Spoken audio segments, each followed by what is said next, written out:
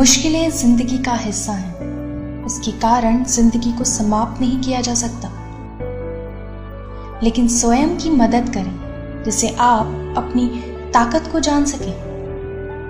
मुश्किलों को पता चलने दो कि उसके लिए आप कितने मुश्किल हो।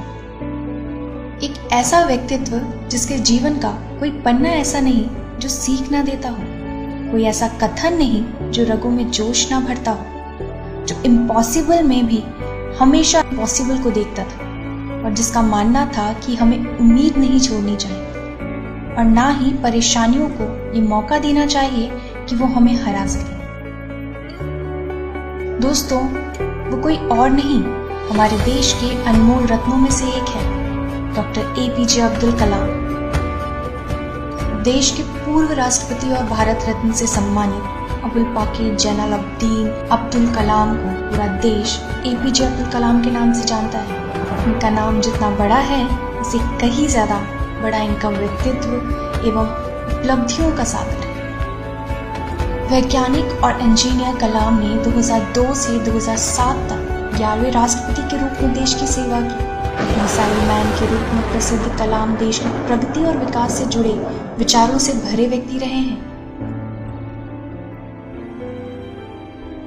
APJ अब्दुल कलाम का जन्म 15 अक्टूबर 1931 को दक्षिण भारतीय राज्य तमिलनाडु के रामेश्वरम में हुआ।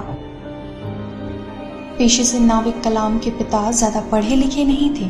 ये मछुआरों को नाव किराए पर दिया करते थे। 5 भाई और 5 बहनों वाले परिवार को चलाने के लिए पिता के पैसे कम पड़ जाते थे, इसलिए शुरुआती शिक्षा जारी रखने के लिए कलाम को अखबार बेचने का काम करना पड़ा। 8 साल की उम्र से ही कलाम सुबह 4 बजे उठते थे और नहाकर मैथ्स की पढ़ाई करने चले जाते थे। सुबह नहाकर जाने के पीछे कारण ये था कि प्रत्येक साल 5 बच्चों को मुफ्त में गणित पढ़ाने वाले उनके टीचर बिना नहाए आए बच्चों को नहीं पढ़ाते थे। ट्यूशन से आने के बाद वो नमाज पढ़ते और इसके बाद वो सुबह 8 बजे तक रामेश्वरम रेलवे स्टेशन और बस अड्डे पर न्यूज़पेपर बांटते थे। और उनके जीवन का संघर्ष यहीं खत्म नहीं हुआ और उन्होंने जिंदगी के कई अहम मौकों पर अपनों को खोया, फिर भी सशक्त बने खड़े रहे। 1962 में कलाम इसरो पहुंचे।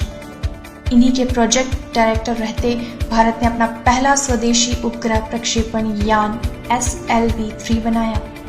1980 में रोहिणी उपग्रह को पृथ्वी की कक्षा के समीप स्थापित किया गया और भारत अंतर्राष्ट्रीय अंतरिक्ष क्लब का सदस्य बन गया। उन्होंने अग्नि और पृथ्वी जैसी मिसाइलें भारतीय तकनीक से बनाई। 1992 से 1990 तक कलाम रक्षा मंत्री के रक्षा सलाहकार भी रहे। इस दौरान वाजपेयी सरकार ने पोखरण में दूसरी बार न्यूक्लियर टेस्ट भी किए और भारत परमाणु हथियार बनाने वाले देशों में शामिल हो गया। कलाम ने विजन 2020 दिया। इसके तहत भारत को विज्ञान के क्षेत्र में तरक्की के जरिए 2020 तक आधुनिक करने की खास सोच थी। कलाम भारत के मुख्य वैज्ञानिक सलाहकार भी रहे। 1982 में कलाम को DRDL defence research development laboratory का डायरेक्टर बनाया गया। उसी दौरान अन्ना यूनिवर्सिटी ने उन्हें डॉक्टरेट की उपाधि से सम्मानित किया। इन्होंने पृथ्वी, त्रिशूल, आकाश, नाग नाम के मिसाइल बनाए। कलाम ने अपने सपने रेक्स को अग्नि का नाम दिया। सबसे पहले सितंबर 1985 में त्रिशूल, फिर फरवरी 1988 में पृथ्वी और मई 1989 में अग्नि का परीक्षण किया गया। इसके बाद 1998 में रूस के साथ मिलकर भारत ने सुपरसोनिक क्रूज मिसाइल बनाने पर काम शुरू किया और ब्रह्मोस प्राइवेट लिमिटेड की स्थापना की गई। ब्रह्मोस को धरती, आसमान और समुद्र कहीं भी दागा जा सकता है। इस सफलता के साथ ही कलाम को मिसाइल मैन के रूप में प्रसिद्धि मिली और उन्हें पद्म विभूषण से सम्मानित किया गया। कलाम को 1981 में भारत सरकार ने देश के सर्वोच्च नागरिक सम्मान पद्म भूषण और फिर 1990 में पद्म विभूषण और 1997 में भारत रत्न प्रदान किया। भारत के सर्वोच्च पद पर नियुक्ति से पहले भारत रत्न पाने वाले कलाम देश के केवल तीसरे राष्ट्रपति हैं। उनसे पहले ये मुकाम सर्वपल्ली राधाकृष्णन और जाकिर हुसैन ने हासिल किया था। वो कहते थे, ऊंचाई तक जाने के लिए शक्ति अर्थात योग्यता की आवश्यकता होगी, भले वो ऊंचाई एवरेस्ट की हो या आपके करियर की।